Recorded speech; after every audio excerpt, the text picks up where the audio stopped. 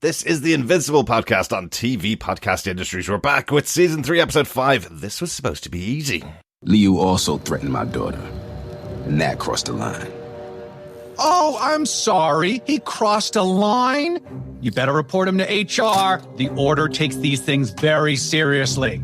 You got two options, pal. One, you figure out a way to get Liu's stabby little friend out of Hawk. Or two, you and your precious little family are Dragon Chow. That's it. That's all. Make a choice already.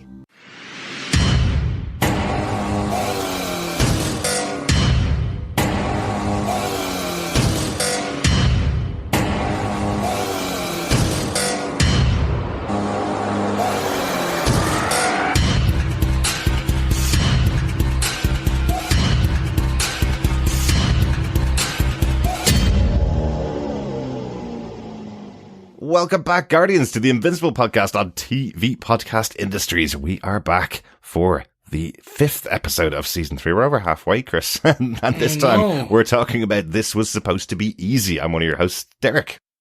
And, as Derek said, I am Chris. I can't believe it. I know. But it's going so fast, and it is both amazing and heartbreaking at the same time. It's just the fact that we're so close to the end, but so far from the beginning. I am both elated and sorrowful. Yeah, and this time last year, we had a gap of about 3 months between episode 4 and episode 5, so it was nice that was just a week, wasn't it, Chris? Yeah. Well, so much has happened in that week, so it felt like 3 months. Yes, it did. Good stuff. Before we get into the episode, we're going to have a little bit of feedback from our wonderful fellow Guardians on the last couple of episodes that's been sent in since they aired. We got some feedback from Meryl Smith on episodes 1, 2, and 3. She had this to say: "Welcome back, fellow Guardians of the Globe, not Galaxy. It's so good to have the series back, and the unique direction that things have gone are amazing. Mm-hmm. Love seeing Doc Seismic level up, and as much as he did was great. The moral complexity of Mark versus Cecil has a lot of promise, and is reminding me of Frank and Daredevil in Season 2 of Daredevil, which we may be getting more of in Daredevil Born Again. Oh, yeah. Debbie's appalling choice to move on is interesting, although he's totally going to be a red shirt when the time comes to kill a character off. Oh, poor Paul.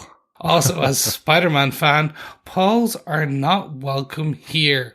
Interject here from Chris. I think that's because, and I need someone to correct me, MJ's no longer with Peter. Spoilers, just in the current comic run, because they're destroying Peter Parker's life. And MJ's with a guy called Paul, I think. So that's what I think that is a relation to. Although, Meryl, if I'm wrong, come in with something. Where is this Paul? What other Pauls are there? Did Ben Reilly change his name again? Just to Paul? Paul Riley? It doesn't have the same ring. It's not, and there's no canon there. But anyway. I think because I'm reading the Ultimate Universe Spider-Man at the moment, that's where I am, because I'm reading it in Marvel Unlimited. I'm probably a bit behind on the regular universe, so I'm fine with Pauls. Sorry. But, Meryl went on to say, Rex and Ray are totally gonna bang. The show tries to remind you that Amber is still a thing and totally didn't get written out of the story. Mark and Eve are together, and finally the world makes sense again. Mm-hmm. And finally, let's talk about Scrappy-Doo, Oliver. He's totally got Scrappy-Doo energy, which is not a bad thing. One of my favourite characters, Damian Wayne from the DC animated universe, also has that same energy, and I love his character, but I will drag him down when the moments do come, and he's a bit much. Uh-huh. I believe if you truly love a character, you can praise and drag them at the same and a healthy and even balance. Yeah. And in real life too, not just a character. Considering the violence this kid has been witness to and probably retained the memory of, the short time span that he's had to grow up in, and the fact that he's still a child, all adds up to why he has a certain mindset that he has. This is going to be a phenomenal season. I can feel it. Episode 1, 3.75 stolen declarations of independence out of 5. Episode 2, 4 out of 5 conversations that could have prevented a Civil War style split. Episode 3, 4 out of 5 literal blood brothers, no dialogue opening scenes. Oh, yes, that absolutely. opening Again, scene was brilliant, wasn't it? Was brilliant. And I'm glad it wasn't just like our screeners having no dialogue. And we were like, I'm so happy. Yeah, I'm so happy once I heard that everybody was seeing the same thing and they were delighted about it like we were. So excellent stuff. Thanks so much, Meryl, for your thoughts. Yeah, I have to say, just your mention of that moral complexity of Mark versus Cecil, and that it's similar to Frank and Matt Murdock back in Daredevil season 2. It makes me even more excited to see both those characters back in Daredevil Born Again in just a couple of weeks' time, Chris. I know. So close. 6th of March, isn't it? So something like that. 3 weeks away, yeah.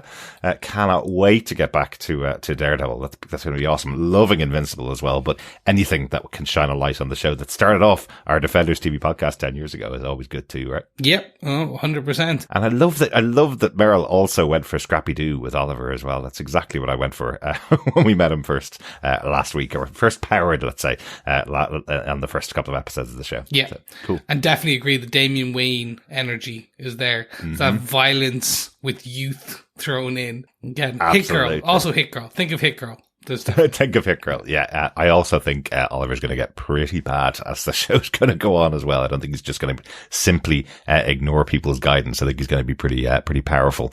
And yeah, let's see how he turns out as the show goes on. Brilliant stuff. Thanks so much, Meryl, for your thoughts. Let's move on to another email. We got an email in on episode 4 of the show, just last week's episode, from Coffee and Vodka, who says, "Greetings, fellow unimprisoned defenders. Still, Alan persisted. Paul F. Tompkins' narration on a Kirkman animated feature. I can now die a happy man. Between this and your friendly neighborhood Spider-Man, we're getting more than our daily recommended allowance of Paul F. Tompkins. The A story fell a bit flat. There's just something so two-dimensional about the Immortal. Despite Ross Marquand's excellent voice work. The point of it, however, isn't lost. Another major and literal step in Mark's maturation from good guy to planet saver. As for the rest, from Alan and Papa Grayson getting it together to Mark and Eve even more so, to learning that there's now less full-blooded Viltrumites than United States. This was quite the ride.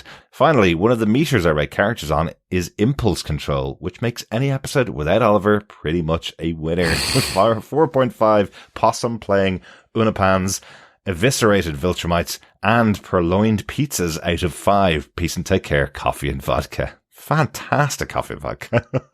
Love it. So yeah, for me, the split was really well handled, having the 2 different episodes in there. I really liked the idea of seeing how Immortal played out in the future if he had been left on his own by Mark. I thought that was a really good idea because, again, all I could picture was this could be Mark on his own in 1,000 years' time with all the people that we're watching around him, all the players in his life, all being gone and Mark being on his own in the future. So that's what it struck for me. So I think I really enjoyed that story. But again, it's making Mark kill people too. That's also a terrifying thing that we see throughout this series. We're seeing Mark having to confront all the choices that he's making and all the moral grey that he has to face throughout his decision to become the superhero. So that's quite cool. But obviously, seeing Nolan and Alan get together and break out of prison, that was also cool. Yeah, no, definitely. And I agree. The seeing Mark's maturing from good guy to planet saver, it's kind of that Superboy to Superman, but in a real world. Exactly. That's the reality part I enjoy. Absolutely. Thanks so much, Coffee and Vodka. Thanks, Coffee and Vodka. We also got an email in from Meryl Smith on episode 4 as well. The Rex and Ray slow burn is still going strong. And why are montages my favourite kryptonite? I love seeing all the greatness with Mark and Eve's second first date, and the ending was hilarious, especially when you remember that Eve had her own place, and that would have come in handy in one of these types of moments. It would, wouldn't it? But she had to give it up to the former members of the Guardians of the Globe when they took back their old home, I guess. She still has the treehouse in Africa, but I suppose it's a bit of a trek. It is. Yeah. It is. Maybe it's that's the backstory that we haven't heard, that fell apart and that's why she actually took up the college course in engineering. Mara went on to say, as a fan of the Justice League episodes hereafter, I loved seeing Invincible's rendition of it with the Immortal and Mark. Mark learned the complicated true nature of how you can end someone's life and help them at the same time. He needs to stop breaking into the Pentagon if he wants Cecil to trust him once more. Yes, he does. The minute I saw the previously on, I just knew Mr. Battle Beast was in that prison and was waiting to see him in action, and I wasn't disappointed at all. Nolan's journey of redemption is off to a pretty decent start. With Alan the alien by his side, there's nothing they won't accomplish. 4 merciful decapitations out of 5. Which decapitation do you think Meryl's speaking about? I guess that's the Viltrumite between Alan and Nolan. Well, that wasn't merciful. That I think we're going for the immortal, but that wasn't decapitation. Right. I was going more of a squishing. True, yes. That was a squishing. It was.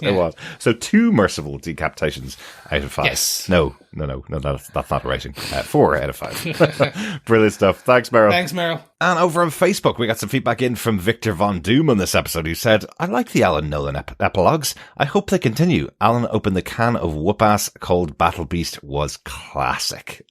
Brilliant, Victor. Great to hear from you about season 3 of Invincible as well. I'm presuming it's now going to move from epilogue into central storyline as we get towards the end of the season. We're probably going to see a big kind of whoop-ass opening by Alan on the Viltrumites towards the end of the season. That's the hope. Nolan by his side. That's the hope, isn't it? And I wonder, does a can of whoop-ass called Battle Beast, what flavour is that? It's like, is it like a tangy, spicy catnip kind of flavour? Yeah, I don't know. I'm not sure whether I want to lick Battle Beast. Or is it kind of that kind of musty monster energy? Yeah, maybe. But I feel like he'd probably rip your head off for that. True. Remember, kids, don't probably rip lick your head off for pretty beast. much anything. Exactly. Great stuff. Thanks, Victor. Thanks, everyone, for your feedback. And now, on to the episode. Let's get into the discussion, though, Chris. Let's get into our discussion about Invincible Season 3, Episode 5. This was supposed to be easy.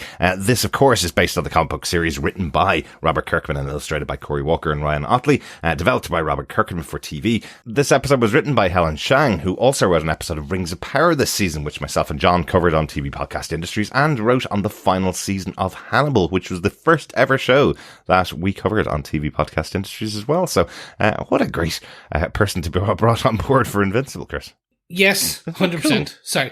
I love that they're included. Again, I have not watched either of those shows. I know you haven't. I know. It is terrible, folks. This is the one where, like, I should care. Like, all boxes should ticked for these 2 shows. But is that kind of like, it's like my dark shame. It's my hidden. It's just like, you know, everyone has that one drawer in their house. These shows are my one drawer. Like, my nerd cred should mean I've watched these and enjoyed them. I have not. Well, you can't watch everything, and the good thing is we don't make you podcast about the shows you don't watch, because that would be a weird podcast, wouldn't it? No, there's definitely something there, because I would love to just not watch episodes of The Ring Power and listen to you guys and then interrupt, because I could do that in real life if I really wanted to, but just kind of go, so, excuse me, can you explain to me why Sharon is a big floating eye? Yes. Right. Explain to me Sharon the Eye. Yeah, you definitely realise why we don't invite Chris on the podcast. You only have to do 1 hour of work a week, Chris. Watch the episode. That's it. And then come on board. That's all you need to do for this. You're cutting out watching the episode so you can pop on the podcast? No, not going to happen. But it'd be so fun. It'd be so much fun. But it was very cool. What an idea to have someone that was formerly on Hannibal and Rings of Power on board here. I think they just go through all the shows that we cover and pick writers from those and tell them to come on board for these shows that we're covering again. That's all. You know, Ryan Ottley and Cory Walker are friends of the show. Of course. But this episode was directed by Tyler Johnson, who directed season 2, episode 3, and the finale for season 2 as well. So 2 very strong episodes there. Chris, yes. Do you want to tell us what they gave us with your synopsis for season 3, episode 5? This was supposed to be easy. Sure. Eve and Mark need money to move out, but since being a superhero doesn't come with a steady wage, Eve arranges for Invincible to go into business protecting the supervillain prison where Multipole is being held. When Mr. Liu threatens to kill Titan's daughter if he doesn't break Multipole out of prison, Titan tries to convince Mark to help him out, but Mark refuses, and then Mr. Liu tries to take revenge on Titan. Then the tables are turned when Mr. Liu releases the dragon inside him to attack the prison. Mark beats and kills Mr. Liu, but in the ensuing chaos at the prison, Multipole and Machine Head break out and escape. Machine Head replaces Mr. Liu as the leader of the Order and allows Titan to run his city operation with no interference. There you have it. Small, like, short, I say short, still 47-minute episode, but, like, in terms of very condensed in terms of the storyline. Yeah, and, like, I'm really appreciative of this, for this episode, because the street-level villains have very much taken a backseat over the course of the 3 seasons. The first season was all about them, was all about Machine Head, was all about Titan, was all about Isotope, was all about those characters that they would fight against every day, and it was kind of the Guardians who were fighting against them, and then Invincible came along, and Omni-Man would deal with the bigger threats, So having an episode that seems more dedicated to them, I thought was kind of cool. It was interesting to see what's going on in the underworld, I guess, or across the planet. It was kind of cool seeing all of that. Yeah. For me, this is the one where I appreciate a lot of what they do, which is they still, like you said, give time to these characters to breathe and for you to kind of get to understand them. Because some of them may be important in the future. None of them might be important in the future, but you've at least had time with them. So again, like we were talking in the last episode, like they do a very good job of kind of giving, if you like a character, you will get to see more of that character because no character is just a throwaway. Yeah. Yeah. Or if they are, they're not even that big and they're right in the background. You can't even see them.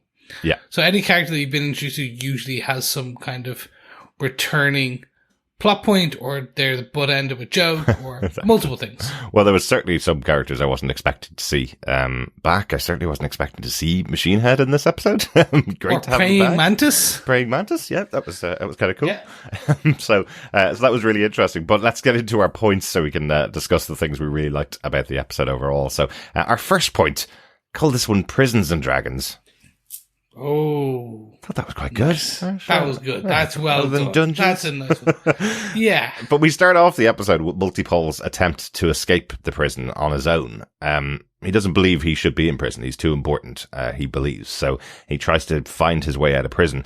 Something that I did really like as we panned across the prison that we saw Magmanic and Tether Tyrant, who were arrested by Invincible a couple of episodes ago. We saw them in prison now, so I thought that was quite interesting that we just had them in the background. That was quite cool. And then we cut into Multipole's cell, where he is creating multiple after multiple of himself until the mass of bodies that are being created and crushing and dying break the containment door on his cell to break him out.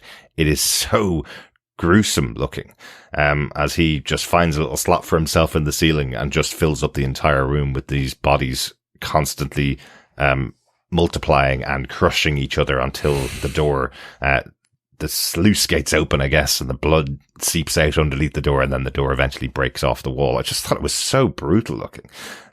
It almost seems obvious that that's a thing he would do, but it's still such a shocking thing. And I guess because we've heard from his sister Duplicate that every time she dies, she feels it.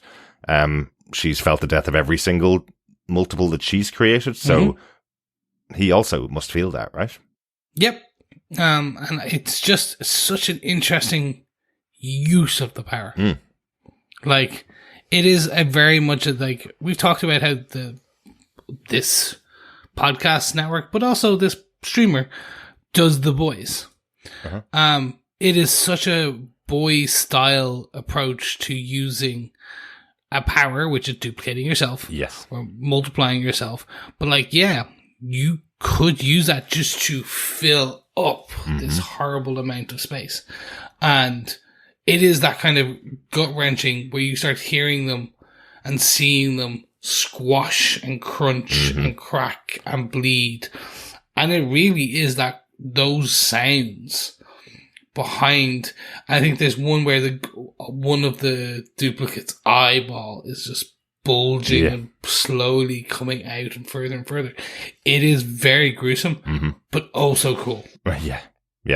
It really is. Like, what an interesting idea. But I guess as we get in through the episode and they eventually do stop him, they do have a weapon within this prison that can stop him from collar, effectively, that can stop him from using his powers. And we see a meeting between himself and Kate. They don't seem to have a strong relationship, I guess, because of their past. But we do learn a little bit about their past as well. That effectively, because of their powers, their father went insane, and was taken away and allowed them to be taken by the government for experimentation. So, while Kate seemed to have accepted that and now works for the government, Paul escaped from that government facility when they were younger and went off to a life of crime, effectively. So, it's kind of, I guess, again, it's kind of that interesting, path not taken, nature versus nurture almost. Yet both of them being twins who can both duplicate each other, they both had different outcomes from exactly the same situation, which is interesting. Yeah. And it's interesting to see. We talked about it earlier this season. I wanted to quickly call out. We see a very young Radcliffe. Yes. In the door looking at Duplicate and Multipole. Yes, Cecil's former boss who gave up the job to Cecil. Yeah. So, very young. So at this point, I'm on the assumption this is when he started pulling together some of these superheroes. But I think not the piece where we think that he went to post where Cecil took the job. He's not that old. Yeah. He looks a lot younger. Now, that's what I'm thinking. It was just the look of him looked a lot younger. So I was like, oh, this must be when he decided to start using superheroes for somewhat, like, yeah, he's basically going to imprison kids. So this is where I think he's like started going into the gray area of, again, the grey area. We keep talking about it because it's kind of a theme this season. Well, absolutely. Even though they have the white room, they operate in the grey areas in the GDA, really, don't they? But yeah, just thought it was a massively bloody opening for the episode, and just the confidence, I guess, of Multipole when he's talking to Kate, going, "Well, they're not going to leave me in here. I'm definitely getting out of here. I'm too important to them. I'm too powerful for them." And it's almost like he believes his own hype and the fact that he's using his power to kill off multiples to break himself out of the prison. He doesn't care about it in the same way that Kate seems to care a lot more about it because it's painful to her. It's not something that she will use if she doesn't have to, I guess. No. Yeah.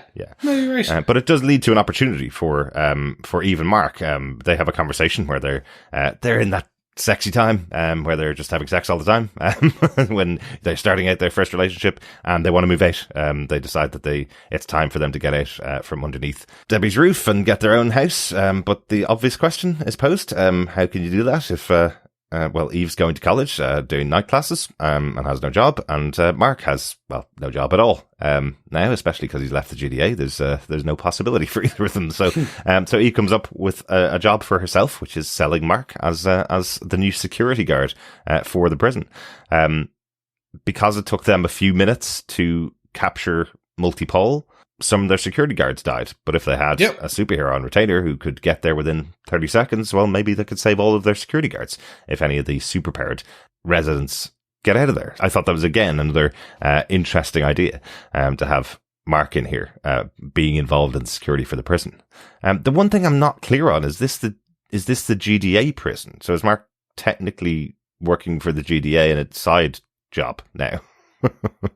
No. The GDA prison is not this one. This is just your standard superhero prison. Supervillain prison. Supervillain prison. Sorry. Yeah. Not superhero prison. That's a different thing. Oh, well, there's definitely a few non-super powered individuals, because we see later on a fair few of them getting squashed. Yes, we do. Yes. Under a certain dragon's foot. Yeah, there's just they have a high security wing, I guess, for some of the supervillains. It's your Arkham. It's your Arkham wing versus your Arkham prison. Exactly. That's the best way for more of our DC nerds. There you go. It's your Raft wing versus your kind of Belle Reeve normal. Yes. So we have Invincible Inc. set up here, and we have Mark working in the prison to protect that wing, effectively. And then on the other side of town, I guess we have the return of Mr. Liu going to Titan and telling him that he wants him to break Multipole out. So Paul was pretty right about his confidence that he wasn't going to be left in there. He's pretty important to the Order, which you mentioned, Chris, before, that the Order is this kind of like the Hand in Iron Fist and in Daredevil. It's this underground group led by Mr. Liu that pervades across the world, effectively. Yeah. A very strong group.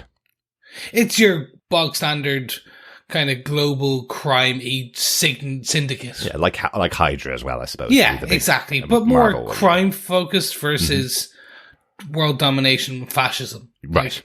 Just your bog standard Yakuza go crazy, and there's a different arm in every country or part of the world. Mr. Liu's an interesting character, and again, I've said this before again, because previously when we saw him, we saw him with his bodyguard making threats. Here we really see him Hulk out, and it's not the bodyguard, it is the dragon. I love this piece because it is, again, it's a comic book come life.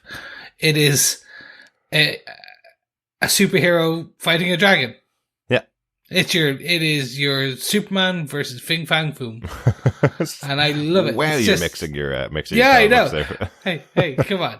Like this is definitely Iron Fist. This is Iron Fist versus Xiao Lao, the Undying. Yes, there you go. At least we're keeping that in Marvel, Chris. Okay. And something that unfortunately was never seen in the TV show, which I think is part of the reason why it wasn't as popular as it should have been. If they'd had a Marvel superhero facing off against a dragon back then, it would have been cool. Look at what happened in Shang-Chi. That was awesome. Seeing a Marvel character fight a dragon. That was awesome. But yes, Mr. Liu's big power is that it's not his bodyguard. It is the bodyguard just there to hold his body while, quite literally, while the dragon escapes.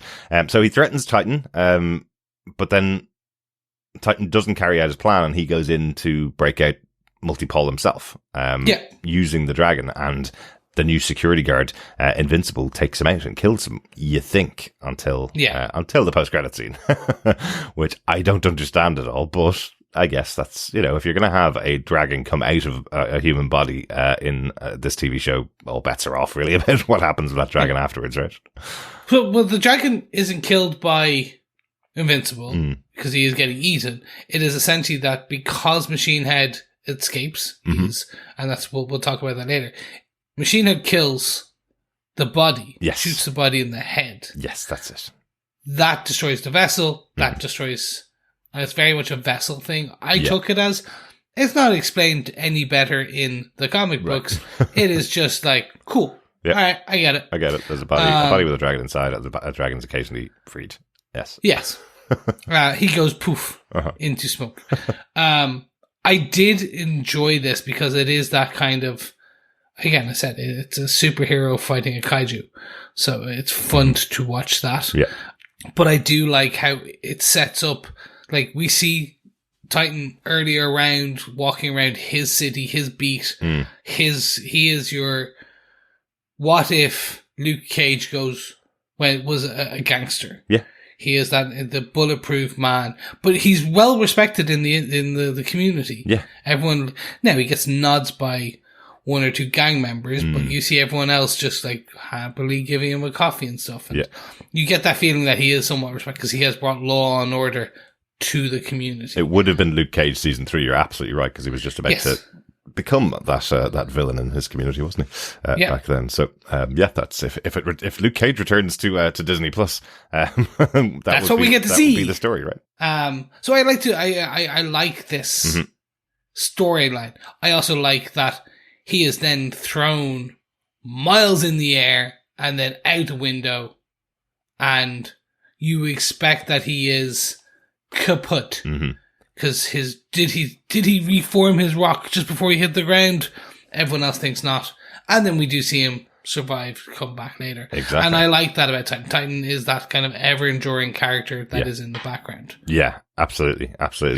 But that's kind of the big breakout scene. That's the big prison and dragons piece of it. We'll move on to our second point, which is about Machine Head, because it's also connected in with the Order and connected in with the crime syndicates. But Machine Head returns is our point number 2. As I said before, I did not expect Machine Head to be back at all in the show. I kind of thought that it was Titan had risen to the top. He'd taken out his boss, and that was it. He's done. The idea that Machine Head's been in prison and they haven't been taking care of his Machine Head because they don't have the technical know-how to do so, I think is quite funny in its own way. But I love the voice once again. I love what they've done with this musical computer generated voice for Machine Head. I think it's really cool. So I'm so glad he's there.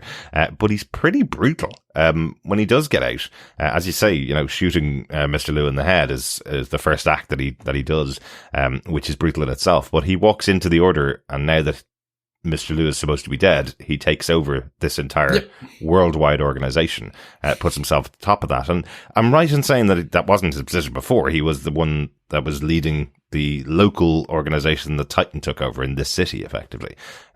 So he's kind of jumped up quite a few steps in the Order by killing Mr. Liu. Yeah, the way we're kind of led to believe is like this is almost like New York, and it is the capital of the crime syndicate's overarching America business. So Machine Head was the head of the America business. So he's now become the head of the chair for the global situation. Yeah. All Titan cares about is just his New York City. Exactly. Where it was crime rampant. And not even that, he just cared about his block and a few blocks again. But yeah, it's interesting to see that he gets out. I loved the initial meeting between Titan and Machine Head, and he's coughing and spluttering, and you see some sparks, and he's like, yeah, these guys are not great at maintaining multi-million-dollar special sophisticated equipment. And you're like, oh yeah. Exactly. Oh yeah, that would make sense. Yeah. Like, they don't have an IT department in the prison. It's really good. And this was all done because Mark refused Titan's advance or his approach. Titan tried to get Mark to take down the Order so that he would be safe and his family would be safe. And Mark refused to go after them. It's not his problem. That's a criminal underworld thing. If Titan wants to do that, he does it himself. So Titan's choice was to go after Machine Head. And again, this is one of those ones where I'm going, all seems to work out quite well at the end. I guess Titan seems to be fine, separated himself out. He's now in charge of his local part of the business, not going to be interrupted by Machine Head. But Machine Head was pretty evil last time, and now he's the head of the Order. And Mr. Liu, who Machine Head killed, comes back in the post credit at the end of the episode. So I'm guessing it's not going to be. Not going to work out as well as it seems to have worked out in this episode. No, of course not. Because everything goes back to status quo pretty much, except that Multipole is out and Machine Head's out and was taking his place, but everyone else is still alive and doing stuff. Yeah. The only good thing is Invincible Inc. is now contracted and happy out. Exactly, they're making a bit of money. As it is. I will say the line from Machine Head when he's talking to Titan and says to him, you know, are you sure you don't want to join the Order? Titan says, no, our deal was you leave me alone now that you're the top of the Order. You leave me alone. He begrudgingly agrees and then says to him, but if you backstab me again, I will drown you in your child's blood while I pull off your wife's skin. Like, it's brutal. What an image after the entire episode has, you know, been pinned on the slight threat that Mr. Liu made to the possibility that he would kill Titan's daughter, and here we have a direct threat from Machine Head. So maybe that's the reason why it'll kick back up. Yeah. Maybe. Should we move on to our third point? Yes, absolutely. He's just a skater boy. I don't know the rest of the words, but I'll pretend that's what they are. Yes, Oliver is just a skater boy, and he is not destroying Avril Lavigne like I am. It's a fun little piece. It's just like, he's gone missing. Where is he? Oh, wow, what's he doing? Again, based on wholeheartedly, the assumption is when everyone's searching and you get this information, he always being a superhero. He's out doing the bold.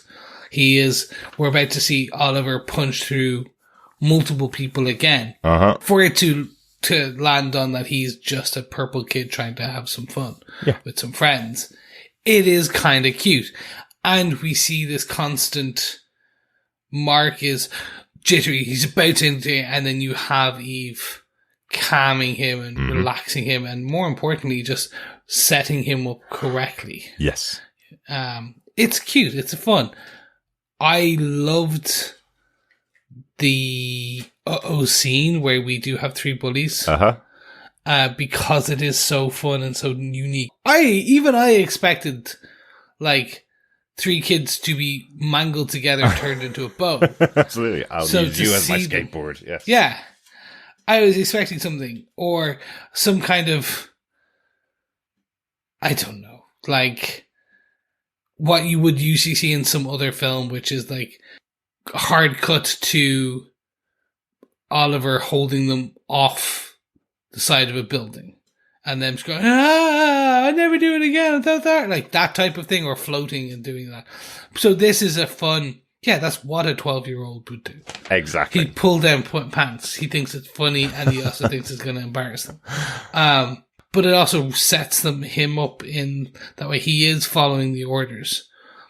And he's just being a kid. Well, exactly. I think that works. It works really well, doesn't it? That he is just being a kid. I love that the other kids that are with him are saying, "Now, Oliver, you have to do your skateboarding without your superpowers." So they all know already. He's told them that he has superpowers, and they're fine with it. They're fine with him being purple. There's no problem at all. They just don't want him to use his superpowers. They want him to learn how to skateboard properly. That's really good. So a lot of fun here. And I like the realization, I guess, Debbie and Mark, that they don't have to wrap him in cotton wool. He can actually go out and be a kid. They can trust him, just like Mark was able to be trusted to go out and live his own life as well. They can't just worry about him all the time and worry about how many people he's going to murder every night. Thankfully, he seems to be living a good life, I guess. Hopefully, at least for the moment. Again, I was also expecting like the end credit scene to be Oliver out in his Invincible outfit again and just like dripping with blood. Just expecting that kind of like, just like that hard juxtaposition of like, he's a cute kid, but then it's like that the hit girl kind of approach. Yeah. I am Omniboy. I have left a trail of bodies in my wake. Yes. But again, I think it's a good storyline to give them. And, I am sure, Robert Kirkman would say this as he has grown older and as he has become a parent. A lot of his storylines about the kids that are in his books, particularly Carl and The Walking Dead, he wrote him very differently once he became a parent. And having Oliver here, growing up, having to release your kids into the world and realize you don't have to protect them every day. They develop their own personalities. That's a big thing, right? So that's what they're learning here. That's what Debbie's learning, and that's what Mark's learning. Despite the fact that he is massively powerful, maybe they can trust him to go out into the world, and they don't have to lock him down indoors every day. So not every day. Yeah, it's good though. Anything else about Oliver at all, Chris? No, nothing much. I do have some other notes that I want to bring up. Yeah. I absolutely love the status quo shift back with Mark and Eve, where they've decided that this might be moving a bit too fast. Let's take that pressure down. Let's ratchet. Because again, like even last episode, you go from 0 to 100. So it is that kind of fast look, but that you see the maturity of both of them. Again, you see the maturity of Eve and Mark still like, but I don't think you see the maturity of either. I think there's a great moment that they're trying to hide that that Eve slept over, and Oliver's constantly joking about, why did you go out the window of Mark's bedroom and come in the front door, and they're really embarrassed about it, and then Debbie tells Mark that she knows the two of them are having sex. The two of them are still children, like they're still teenagers, they're not adults yet. Even though they've had a lot of weight on their shoulders, they're still not adults. So it's good that they went, okay, yes, we've known each other for a number of years now. Yes, we know we belong together, and yes, we know we love each other, but maybe we do still need to slow down. We can't just move out with each other after dating for 3 days. I do love well, can't you not just like build something like you did in Africa? I was like, well, no, the zoning permits, so they can't just like fire up an apartment. Like, yeah. but I wish I could. It's Anyway, very smart, though. I like that. You know, again, bringing it down to the real problems, you know, how do people move on? If you don't have a job and your entire job is superheroing, how do you afford a house and all the things you need to afford? Is Art still giving Mark free uniforms for free costumes for Invincible? Because he's no longer in the GDA, so how's he paying for them? You know, interesting. He's got literally in this episode, he gets another hole in his uniform. Yes, he does. He gets a bit bloody, but he definitely gets another hole. Yeah. Next up, I did want to just bring up the steak time dinner. Yes, with Ray and Rex. This is really cute, following on from last episode, and shows kind of Rex just being that bit more of a grown up. Yeah, that we're starting to see him. I like it's the Drop Chef HelloFresh kind of joke of no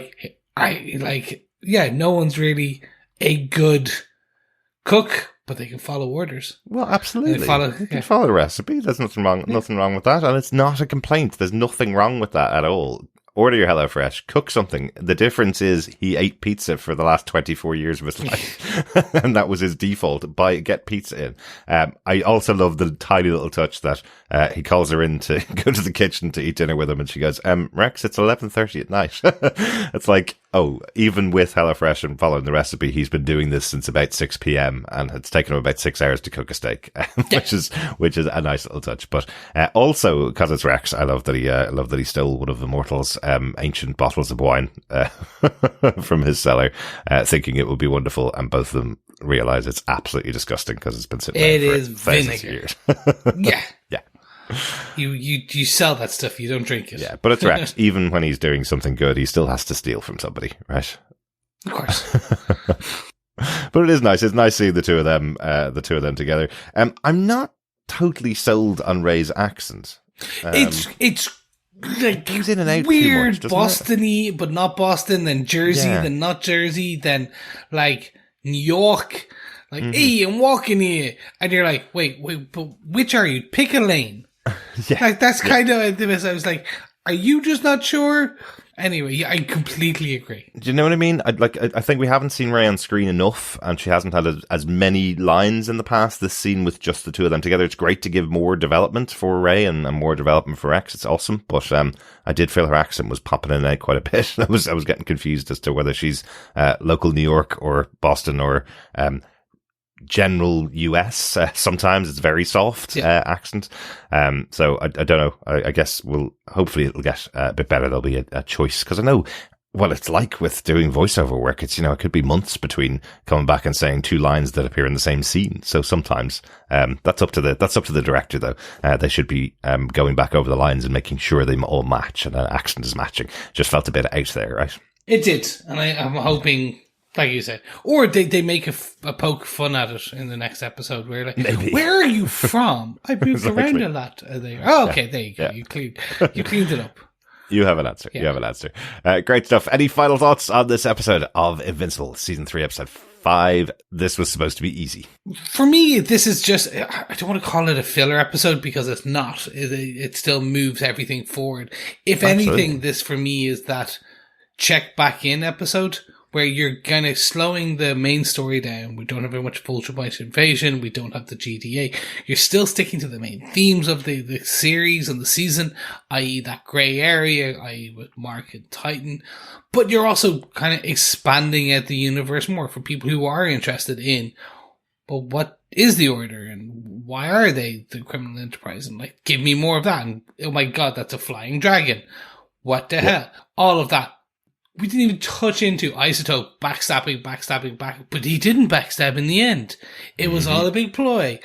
All of this. That was the only reason I didn't mention it. Yeah. Because I was going, okay, backstabbing's great, but since it all happened within the same episode, we don't need to mention it. Yeah. This is just a fun, good, strong episode. That was my kind of overall thoughts. What about yourself? Yeah, I really enjoyed this one. Again, it's because we're going back to something that we saw in season 1, seeing more of the citywide criminals and the earthbound criminals, I guess, and seeing how they're all interacting with each other and how everything's moving around with them. It does make me think that there's going to be some big movements with them as the season goes on. I think since season 1, we've seen a lot more of the extraterrestrial threats, the bigger threats that effectively means that these guys don't matter at all. They're just regular criminals robbing banks and dealing drugs, I guess. That's their thing. But it's good to see them. And it was interesting pitting them against Mark as his first challenge after he's left the GDA. He's not dealing with an extraterrestrial threat this time. He's dealing with these criminals again. So I thought that was just interesting to have an episode where it takes it all back to a bit of a smaller story. I always enjoyed those more than the bigger stories when I was as a comic book fan. Every week doesn't have to be a massive story. This one was fun. It's great to see Machine Head back, or great to hear Machine Head's voice back. That's my favourite voice in the show, without a doubt. So it was great fun. And again, having a little moment with Oliver, not killing people and just having a bit of fun with friends was nice. It was a nice change, since all we had in the past was the belief that he would just kill everything that's in his way. Actually, seems like a good kid in this episode, which is nice. Definitely nice. Excellent. So I'd say in this one, probably a 3.5 out of 5 if I was doing a bit of ranking for the episode. There we go. Thank you so much. We will be back next week with episode 6. All I can say is I'm sorry. Mm-hmm. Not about me, and that's probably all I can say is I'm sorry for singing earlier. It's okay. It will only happen once this season. I can't even. Well, don't promise that. I can't even promise that. I'm lying. All I can say is I'm sorry. I have to say, what's going through my head is a song that has, I just had to say I'm sorry. That's what's in my head. So I'm sure that happens. That will happen again for you for the rest of the season. Yes, back next week for episode 6. Only 3 more episodes to go. So really excited to see how the season plays out. We also, on the feed, just released our podcast about Captain America Brave New World, starring Anthony Mackie, Giancarlo Esposito and Harrison Ford. We actually haven't seen it yet, though. So we don't know whether we liked it or not. I'm hoping we did. I'm assuming you did. Though. But maybe you didn't. Check out it, download and listen now. Who knows? Exactly. Maybe it's the best thing since sliced bread. Maybe it's French bread. Maybe it's not even stale bread. Maybe it's just French toast. All these options and more, but you need to download the episode to find out. Absolutely. Pop it over to our website at tvpodcastindustries.com, where you can find it there on the Defenders TV podcast feed, or the Movies on TV podcast feed, or the TV Podcast Industries feed, which has everything that we've covered for the last 10 years of podcasting. That's a lot of podcasting. But until then, make sure you subscribe, like, and share. Until we meet again next week. Keep watching, keep listening, and keep being invincible. Bye. Bye.